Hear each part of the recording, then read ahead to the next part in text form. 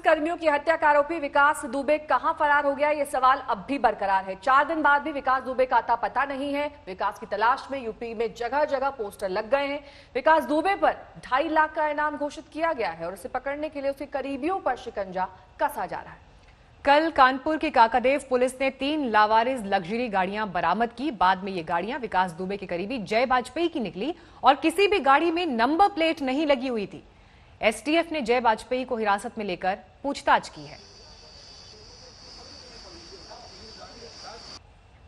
इस बीच सीओ देवेंद्र मिश्र की एक चिट्ठी भी वायरल हो रही है, जिसमें सीओ ने चौबेपुर के थाना प्रभारी विनय तिवारी और विकास दुबे की नजदीकियों का खुलासा किया था। अब बताया जा रहा है कि इस चिट्ठी के बारे में पुलिस को कोई जानकारी ही नहीं है।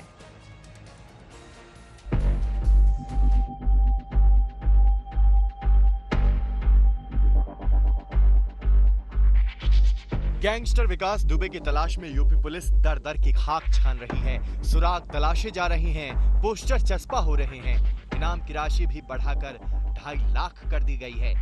लेकिन मोस्ट वांटेड विकास दुबे का अब तक कोई अता पता नहीं। देखिए, विकास दुबे पर 1 लाख रुपए का इनाम पूर्व में था, लेकिन जिस तरह का इसने गंभीर अपराध किया है उसके मद्देनजर इस पर 2.5 लाख रुपए के इनाम का रिकमेंडेशन हम लोगों ने डीजीपी ऑफिस भेजा था और डीजीपी सर ने 2.5 लाख रुपए का इनाम इस पर घोषित कर दिया है और अब इसके पोस्टर्स हर जगह लगाए जा रहे हैं, जिसमें इसकी इनाम की धनराशि में फोटोग्राफ जगह जगह चस्पा किया जा रहा है। यूपी पुलिस की करीब 50 टीमें विकास दुबे का सुराग ढूंढने में लगी हैं। शक है कि वो नेपाल भाग सकता है, लिहाजा लखीमपुर तक नजर है। नेपाल से आने और नेपाल जाने वालों पर कड़ी नजर रखी जा रही है। शक ये भी है कि उत्तर प्रदेश का सबसे बड़ा गैंगस्टर चंबल के बीहड़ों में छिप गया है। संभावना है और इस संबंध में जो भी सरहदी राज्य हैं वहाँ के अधिकारियों से निरंतर समन्वय बनाए रखा है और हमारे राज्य के भी अधिकारियों विभिन्न एजेंसियों से समन्वय है। हम लोग अपने स्तर पर पूरी तरह सतर्क हैं, किसी भी तरह की शॉर्ट नोटिस का इनपुट आता है तो रिएक्ट करने के लिए। इस बीच विकास दुबे की तलाश और उसके गुनाहों के सबूत खंगालने के लिए दनादन गिरफ्तारियां भी हो रही हैं। फतेहपुर के गांव से एक संदिग्ध की गिरफ्तारी हुई है। वहीं विकास दुबे की नौकरानी और 2 रिश्तेदारों पर भी पुलिस ने शिकंजा कसा है।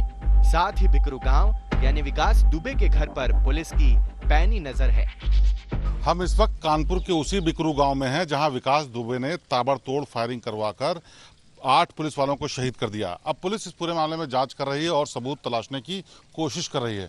हम जिस जगह पर खड़े हैं यहाँ पर एक कुआं बना है, जो कि गांव के बीच का कुआं है और पुलिस को शक है कि इसके भीतर भी तमाम सबूत हो सकते हैं, लिहाजा पुलिस ने इसको खंगालने का फैसला किया है। कानपुर से रंजय सिंह और शिवेंद्र श्रीवास्तव के साथ आज तक ब्यूरो।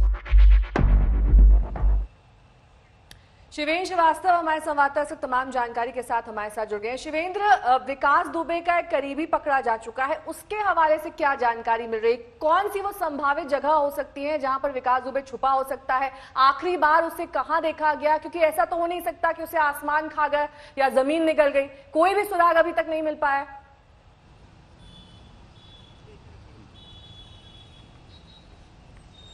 देखिए नेहा, अभी तक जो जांच टीम की आगे की कवायद कोशिश चल रही है, उसमें बहुत से लोगों को पूछताछ के लिए उठाया गया है। जय वाजपेयी से भी पूछताछ की गई, जो कि जिसको लग्जरी गाड़ियों के सिलसिले में पकड़ा गया है। एसटीएफ पूछताछ कर रही है, लेकिन कोई ये नहीं बता पा रहा कि आखिरकार विकास दुबे कहाँ हो सकता है। सभी ने संभावित जगहों के बारे में बताया जहां पुलिस टीम रेड्स कर रही है। दरअसल वजह यह है, जब फरार वो यहाँ पर हुआ तो उसने न सिर्फ थोड़ी देर बाद अपना मोबाइल फ़ोन हटा दिया, बल्कि कोई भी डिजिटल फुटप्रिंट नहीं छोड़ा, यानी एटीएम से भी पैसा तक कहीं से नहीं निकाला गया जिससे उसको ट्रेस किया जा सकता था। इसीलिए पुलिस अंधेरे में तीर मार रही है और जितने भी उसके परिचित लोग हैं, चाहे वो बिजनेस एसोसिएट्स हों, रिश्तेदार हों, परिचित हों या गाँव वाले लोग हों, उन सबसे पूछताछ करके उन संभावित जगहों की सिर्फ बात की जा रही है। बॉर्डर के इलाके सील किए जा चुके हैं और उन सब जगहों पर पूछताछ और पोस्टर तक चिपका दिए गए हैं। लेकिन सबसे अहम बात यह है कि ये इतना वक्त गुजरने के बाद अगर विकास दुबे तक नहीं पहुंची है पुलिस, तो सूत्र बताते हैं उसकी सिर्फ 2 ही वजह हो सकती हैं। या तो वो बॉर्डर उस वक्त क्रॉस करके कहीं बाहर निकल गया, या फिर कानपुर या उसके आसपास की जगह में कहीं ऐसी जगह छुपा हुआ है जहां किसी ने उसको बाकायदा ठीक तरीके से शेल्टर दे रखी है, न सिर्फ उसको बल्कि उससे करीबी लोगों को भी दे रखी है। देखिए शिवेंद्र, चिट्ठी का भी एक जिक्र हो रहा है कि एक चिट्ठी जो शहीद एसओ ने लिखी थी, लेकिन हैरानी इस बात की होती है कि उस चिट्ठी को लेकर पुलिस रिकॉर्ड्स जो है वो कुछ भी बता पाने में सक्षम नहीं है। इसी पर हमारी ये खास रिपोर्ट देखिए।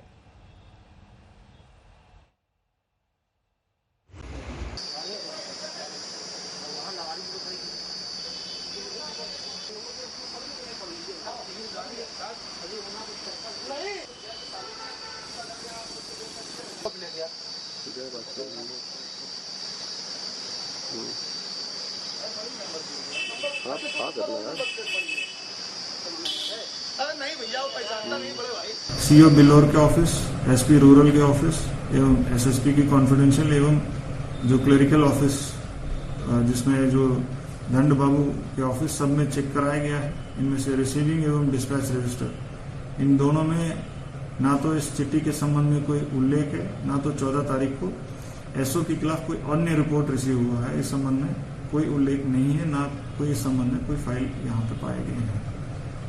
फिर भी इस संबंध में और भी गहराई से हम जांच कर रहे हैं कि इस चिट्ठी का जो जेन्युइनिटी के संबंध में हम लोग और जांच कर रहे हैं। जो भी तथ्य सामने आएगा उसके आधार पर कार्रवाई की जाएगी।